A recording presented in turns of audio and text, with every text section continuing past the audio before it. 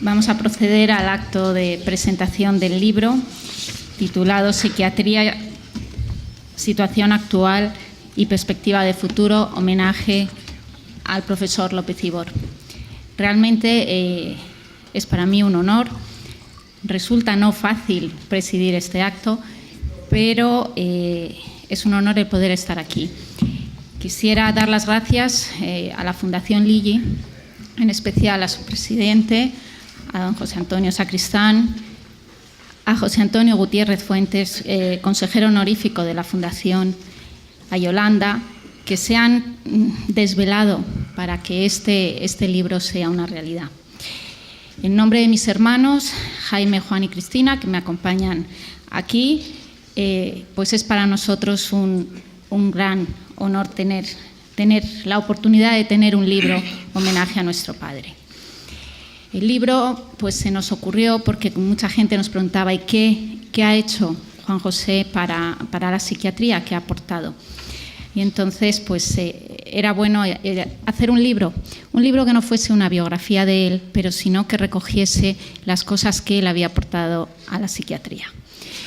Yo quería dar las gracias sobre todo a todos los autores que han sido tremendamente generosos, rápidos en escribir los capítulos, en mandarlos a tiempo, en corregir las galeradas a tiempo, y realmente el libro ha quedado muy bien, como verán ustedes después y comentarán las personas que me acompañan en la mesa.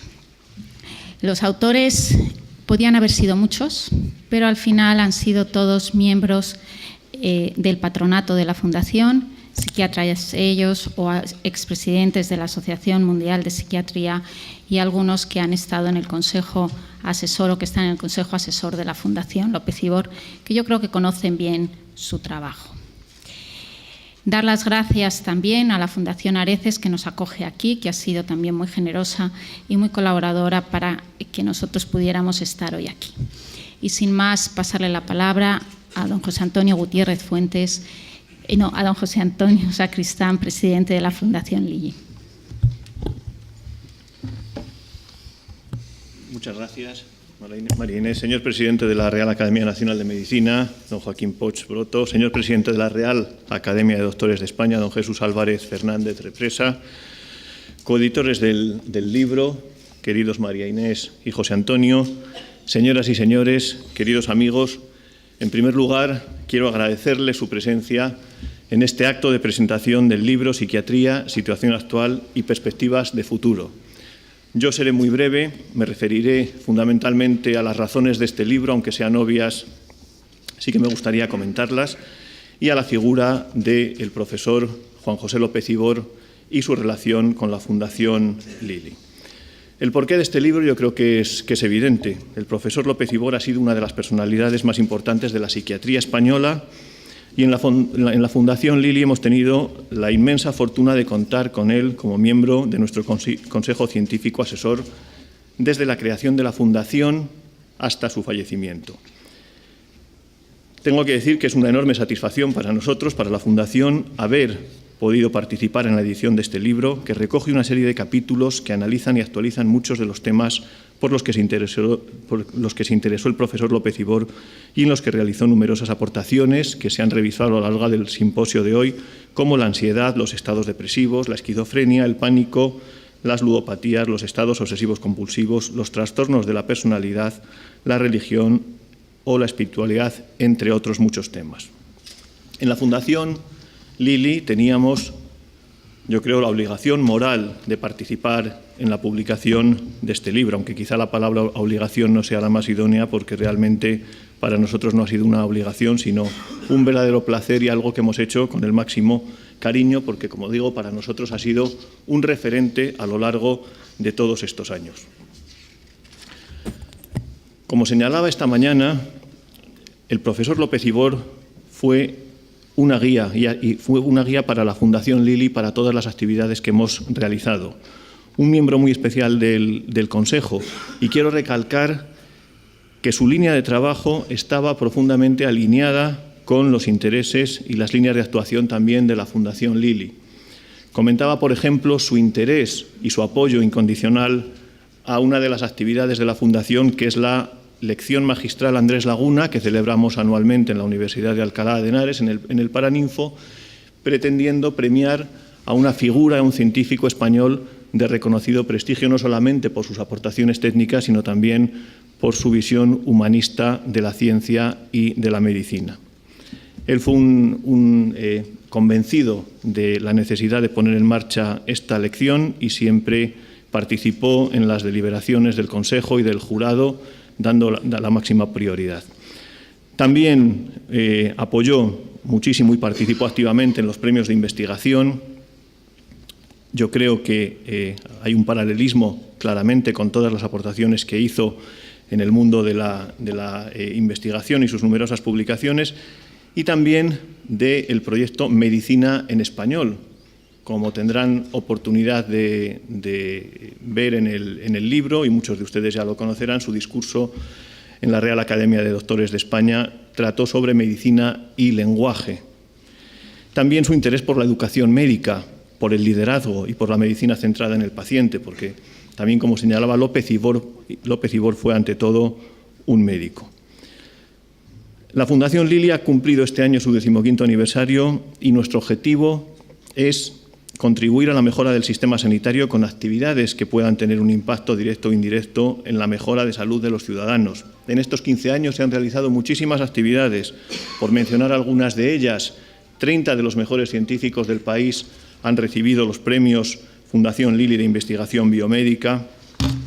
Se han llevado a cabo más de 50 cursos y conferencias con ponentes nacionales e internacionales del máximo nivel. En nuestras actividades han participado más de 500 ponentes y más de 20.000 asistentes, y además hemos editado 30 libros y más de 30 monografías, de los que se han distribuido 130.000 ejemplares. Y termino con una anécdota. Cuando hablábamos sobre el libro que estamos hoy presentando, Psiquiatría, situación actual y perspectivas de futuro, teníamos alguna duda sobre en qué colección de la Fundación deberíamos incorporarlo, si a la colección científica, donde hay libros fundamentalmente relacionados con enfermedades, patologías, etcétera, o sobre la colección de medicina humanista. Y la verdad es que no era fácil, porque el libro cubre los dos aspectos. Tiene mucho de ciencia, pero tiene mucho también de medicina humanista, lo cual yo creo que es algo muy positivo. Al final, y no sé si acertamos o no, decidimos incluirlo dentro de la colección de medicina humanista, junto a títulos como el de William Osler o como el de Andrés Laguna, un científico renacentista español del siglo XVI. Yo creo que acertamos, y acertamos por un motivo que fundamentalmente para mí es lo que hemos visto a lo largo del simposio de hoy. Los conocimientos científicos pasan. Muchas de las investigaciones que se han presentado en el día de hoy hemos visto pues, que han sido superadas por nuevos conocimientos. La ciencia es así.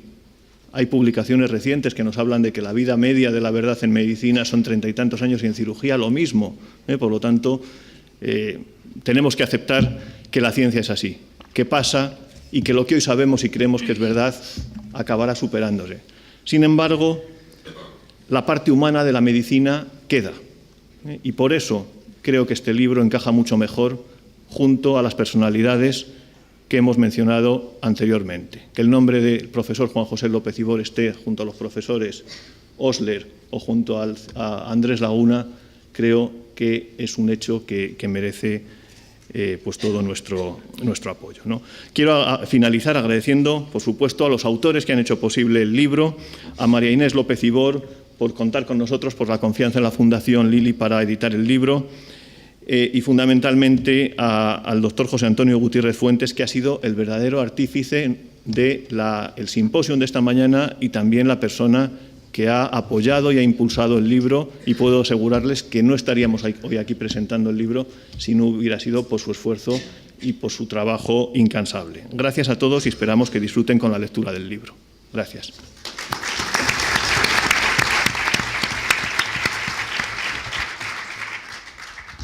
Muchas gracias, José Antonio. Tiene la palabra José Antonio Gutiérrez Fuentes. Gracias, María. A los que se han incorporado ahora, pues buenas noches y gracias por vuestra presencia, a los que estáis aquí desde las 9 de la mañana. pues os vuelvo a saludar, encantado de la vida, por supuesto. ¿Por qué estoy yo aquí? Bueno, hay una serie de razones, pero que no sé si empezar de delante atrás o de atrás adelante. Y en cualquier caso, yo no soy psiquiatra, aunque necesitaría probablemente alguno. Pero yo soy internista. Yo soy un médico internista que trabajé en el clínico 30 años, desde que empecé a estudiar hasta que lo dejé para irme a una institución investigadora, el Instituto de Salud Carlos III, y de allí pasé a colaborar con los laboratorios Lilly, que me permitieron o que nos permitieron poner en marcha una fundación que siempre diré lo mismo, una fundación que ha tenido un gran éxito por una razón simple y muy fácil de explicar: independencia total. Nunca los laboratorios Lilly ni nadie de la casa nos dijo qué es lo que queríamos, qué es lo que debíamos de hacer en esa fundación. Eso lo determinó siempre un consejo científico independiente, en el que tuvimos la suerte de contar, entre otros, entre la docena de consejeros que somos, tuvimos la fortuna de contar con Juan José López Ibor. Como decía, yo llegué al clínico en el año 64, para empezar mi carrera, en el 64 llegué a la Facultad de Medicina, al clínico llegué en el 67, y ahí estuve hasta el año 96, donde me hice internista, hice mi residencia con el profesor,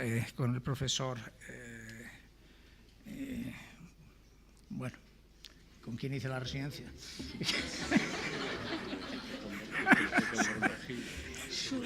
Con el profesor Díaz Rubio, y luego ejercí la medicina interna durante varios años con mi querido profesor don Amador Schuller, a quien venero a los dos, por supuesto.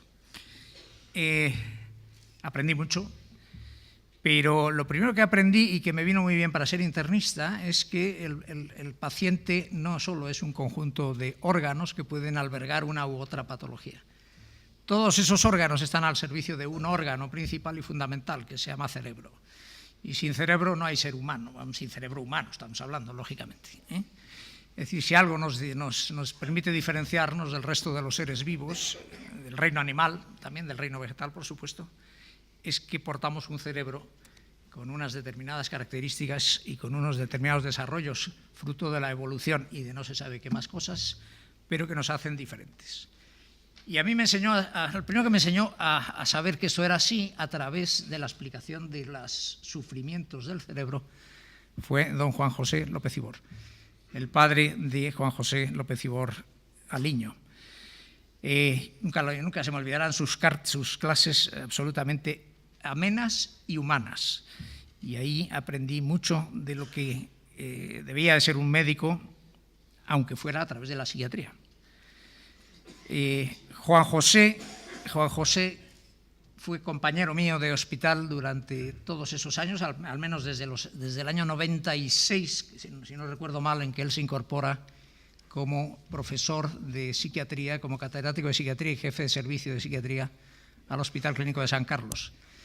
Desde entonces fuimos compañeros y teníamos ocasión de vernos de vez en cuando y, bueno, de charlar de una cosa o de otra o de la de más allá, incluso de cosas relacionadas con las políticas de entonces. Pero yo no podía decir que fuera amigo de Juan José porque no había tratado a Juan José.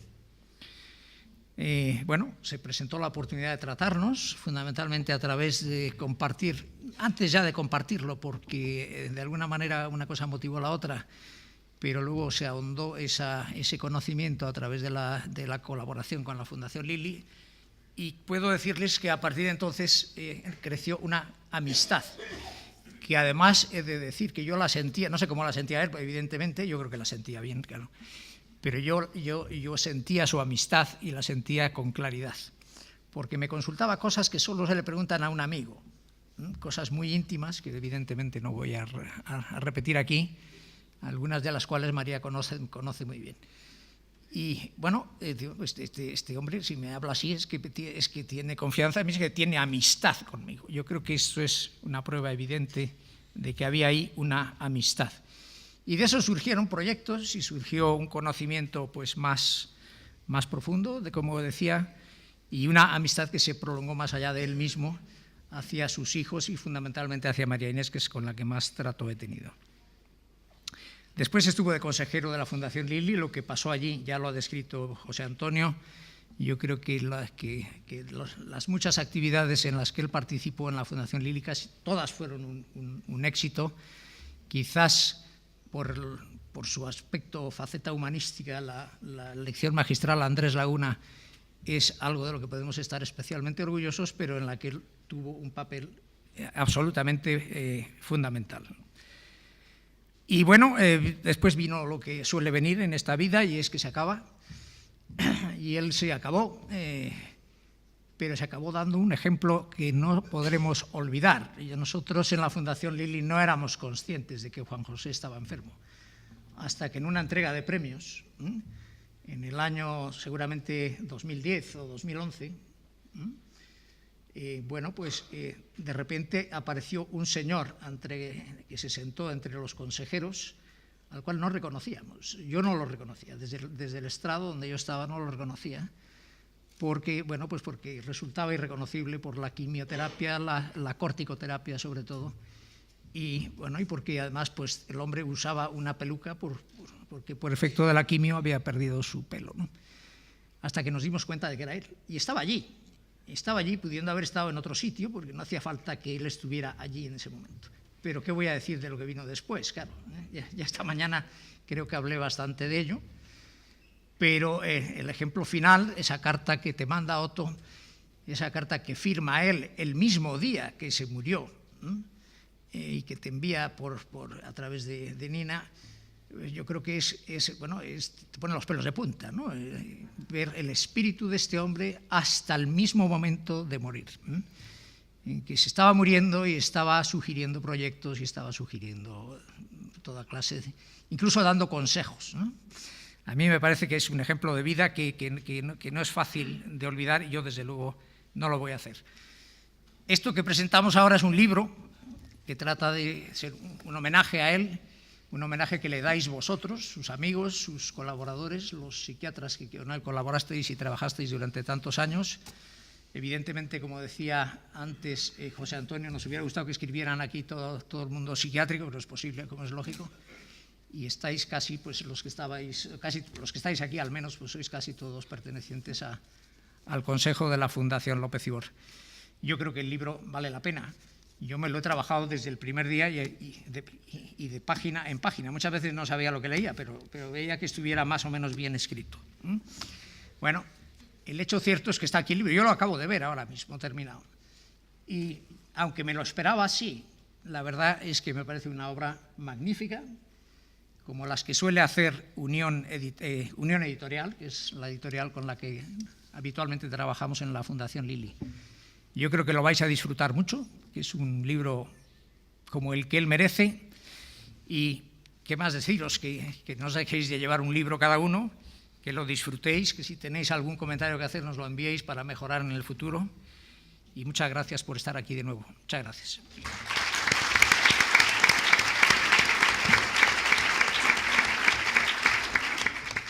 Muchas gracias, José Antonio. Es para mí realmente un honor y una satisfacción que tanto el excelentísimo señor presidente de la Academia Nacional de Medicina y de la Real Academia de Doctores de España pues hayan accedido y me acompañen hoy en la presentación del libro. Ambos dos trabajaron con mi padre en el Hospital Clínico, le conocían muy bien, y yo creo que son dos figuras que han sido muy importantes para él, porque la academia era algo que la Academia Nacional de Medicina pues era algo que él vivía como algo muy especial, algo muy importante. No consiguió ser académico la primera, lo tuvo que ser a la segunda, y eso le supuso un esfuerzo importante. Y la Real Academia de Doctores pues fue su último acto público, un acto que realmente fue emotivo, en el que escribió un discurso que está en el libro.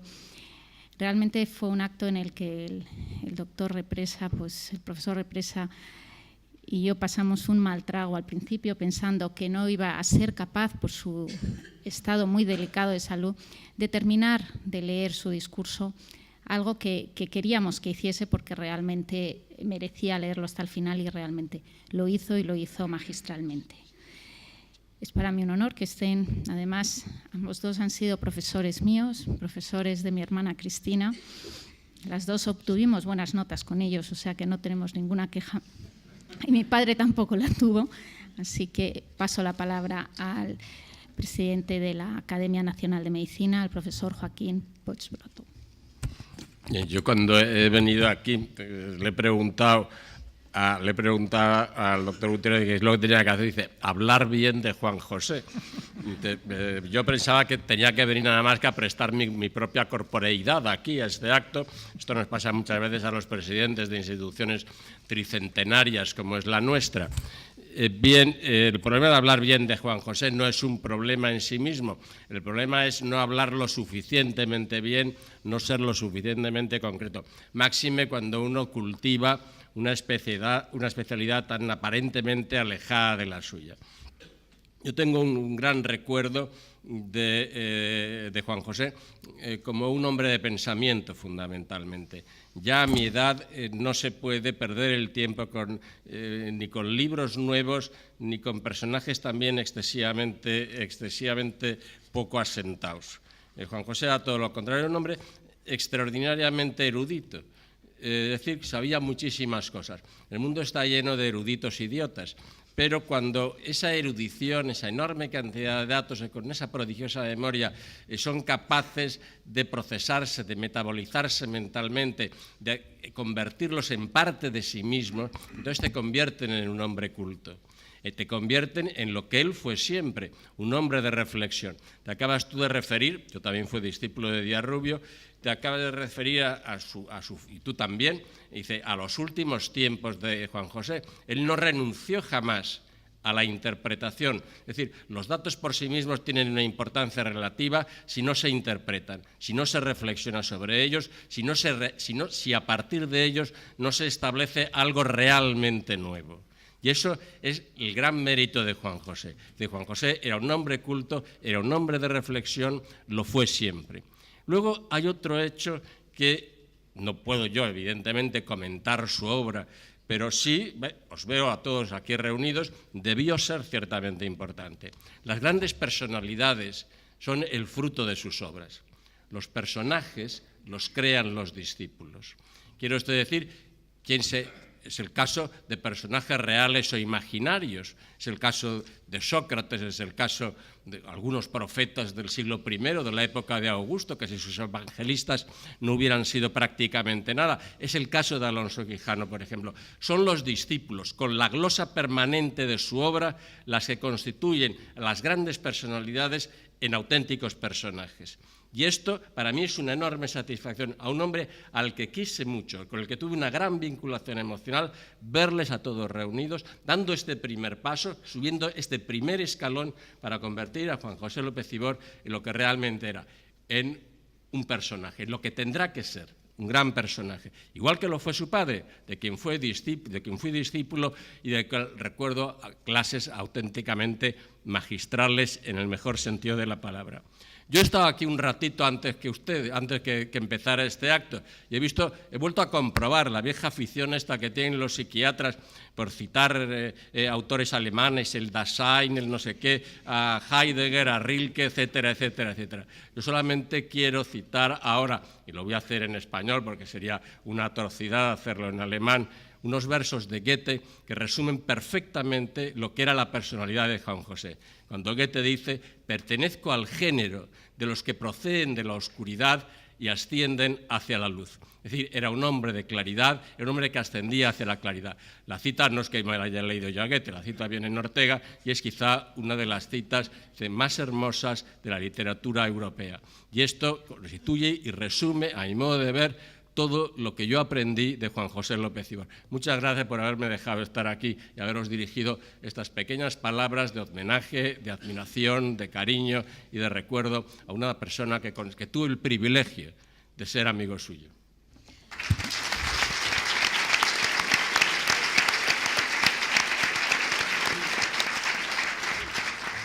Muchas gracias, profesor Poch. Tiene ahora la palabra el profesor Jesús Álvarez Represa, presidente de la Real Academia de Doctores de España. En primer lugar, he de expresar mi agradecimiento. No sé si esto va bien. Sí, va. Sí, va bien. A los organizadores del acto y muy especialmente a la Fundación Areces, a la Fundación López Ibor y a la Fundación Lili. Especialmente quiero también manifestar mi agradecimiento a los padres de este acto, la doctora Inés López Ibor y al doctor Gutiérrez Fuentes. En realidad, la presentación de un libro siempre es un acto entrañable. Si ese libro es un homenaje a un miembro muy destacado de la comunidad científica, pues todavía mejor. Si ese miembro destacado de la comunidad científica es un amigo y un compañero de uno, pues todavía más. El doctor López Ibor y yo fuimos compañeros durante muchos años en la Universidad Complutense.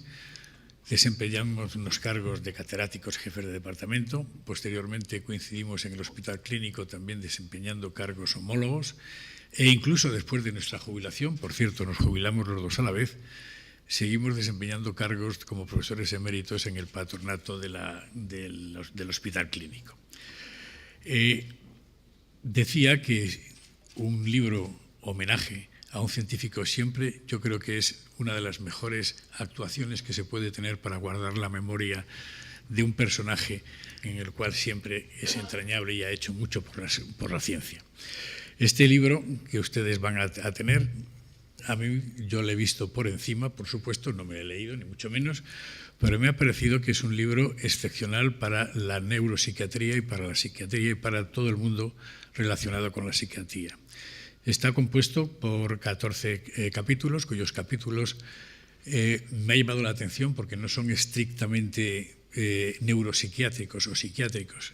Tiene capítulos tan interesantes como, por ejemplo, qué es la conciencia, situación actual y perspectivas del futuro de los antipsicóticos en la esquizofrenia, programas educativos de la Asociación Mundial de Psiquiatría, etcétera.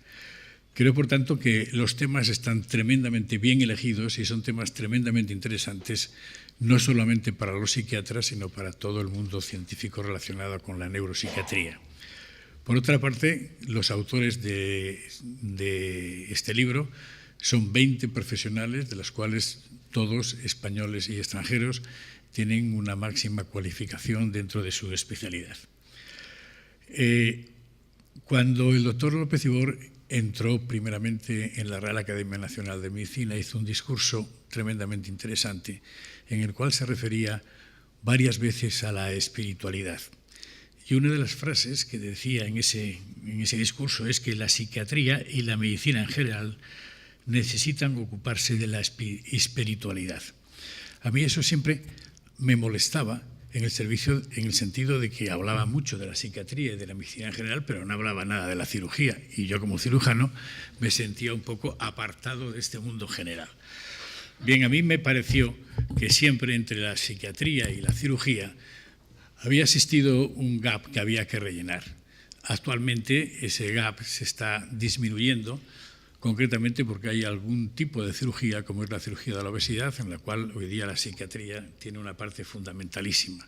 Por cierto, cuando se empezó a hacer en los años 90 la cirugía de la obesidad en el clínico, lo primero que se hizo es establecer una colaboración con el servicio de psiquiatría. Bien, a mí, como decía, me parecía que esto de la espiritualidad y la cirugía quedaba un poco apartado. Por otra parte, yo pensaba que no hay momento quizá de más soledad de un enfermo que cuando le tenemos en la mesa del quirófano. Cuando un enfermo entra en la mesa del quirófano, le tumban en la mesa del quirófano, digo le tumban porque muchas veces no se puede él poner, y se encuentra solo, en un sitio completamente extraño, rodeado de personas a las cuales no ha visto en su vida, rodeado de aparatos y de máquinas que prácticamente tampoco sabe qué va a pasar. Es fundamental el que ese enfermo, si queremos que salga adelante, tenga confianza en algo. Y la única confianza que se debe tener es una confianza ciega en el médico y concretamente en el cirujano. Y a su vez el cirujano debe estar convencido de que lo que va a hacer en ese enfermo es un acto vital y que lo que va a hacer es lo que va a salvarle o por lo menos aliviarle la vida. A mí, por tanto, creo que siempre la psiquiatría y la cirugía han estado demasiado separados y en el futuro creo que deben estar cada vez más estrechamente y más unidos. Por otra parte,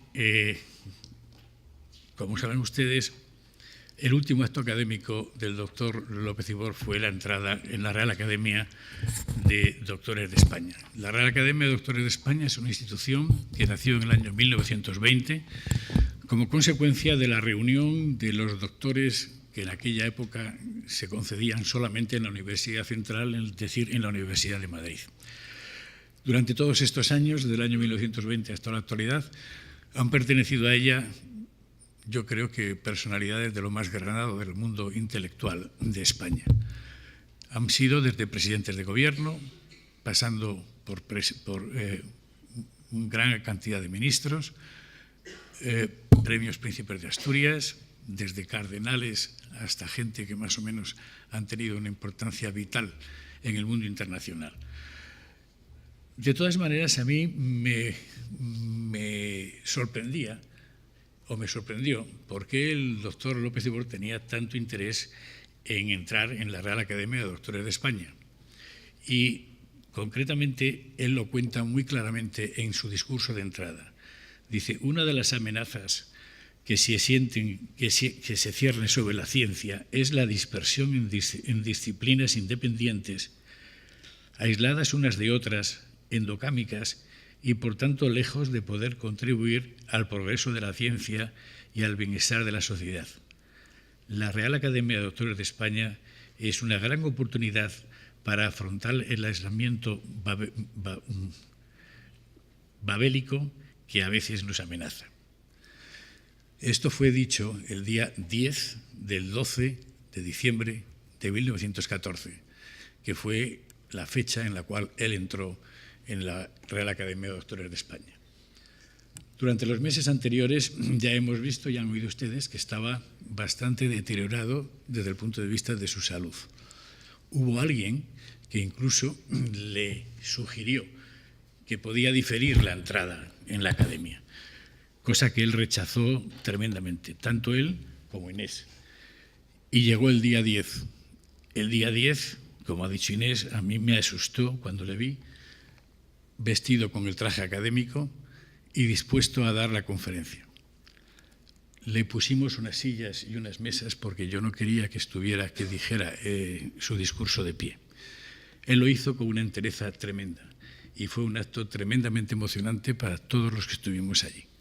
Llegó al final tremendamente bien. Al final del discurso fue contestado por uno de los académicos de número, el doctor Pedro Rocamora, que se encuentra hoy entre nosotros. Y al finalizar, yo le rogué que asistiera a la presidencia para imponerle la medalla de doctor y el darle el título correspondiente. Por supuesto que así lo hizo. Y al final, concretamente, el final de su discurso dice así. El lenguaje, bueno, el título, por supuesto, ya le han dicho antes, es el lenguaje de la medicina y su mutua integración con los lenguajes, un paradigma para la ciencia. Él, concretamente, al final decía, las últimas palabras del discurso, dice, la ciencia tiene sus límites y no se puede ser un buen servidor de la misma sin un alto grado de humildad. La ciencia debe descifrar enigmas, pero bueno es reconocer que también hay un ámbito para el misterio, insondable, en el que cobijarnos para ser mejores científicos. De no aceptarlo así, corremos el riesgo de desterrar como científicos a un Dios para erigirnos a nosotros mismos dioses, señores de la historia y, por qué no decirlo, tiranos de la misma. Con estas palabras terminó su discurso. Una vez que se le impuso la medalla y una vez que se le entregó el diploma, el presidente le invitó a sentarse entre los miembros de la Real Academia, cosa que hizo. Y una vez tomado posesión, el presidente le deseó largos años, le dio la bienvenida, por supuesto, y le deseó largos años de fructífera colaboración con la corporación. El día 12 de enero de 1915, es decir, un mes justo después, el doctor López Ibor fallecía. Los deseos del presidente de la Academia de Doctores no se pudieron conseguir, pero desde luego es un honor para la Real Academia de Doctores de España haber contado entre sus miembros con una figura tan señera como el doctor López Ibor. He dicho, muchas gracias.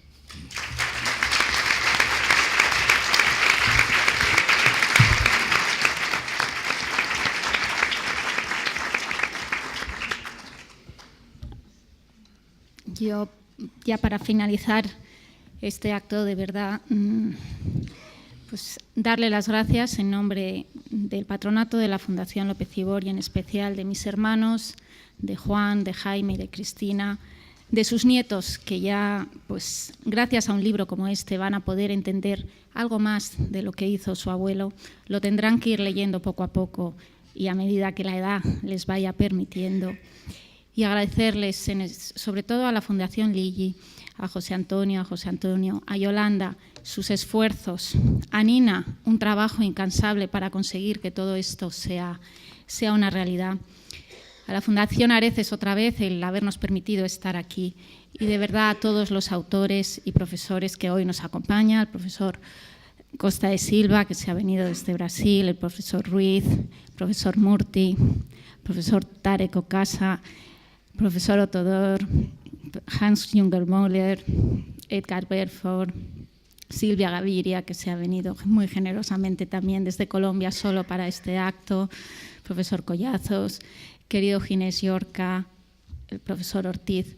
De verdad, darles las gracias a todos los autores, al profesor Rocamora, que también figura entre los autores del libro, y a todos ustedes por habernos acompañado en este acto. Muchas gracias.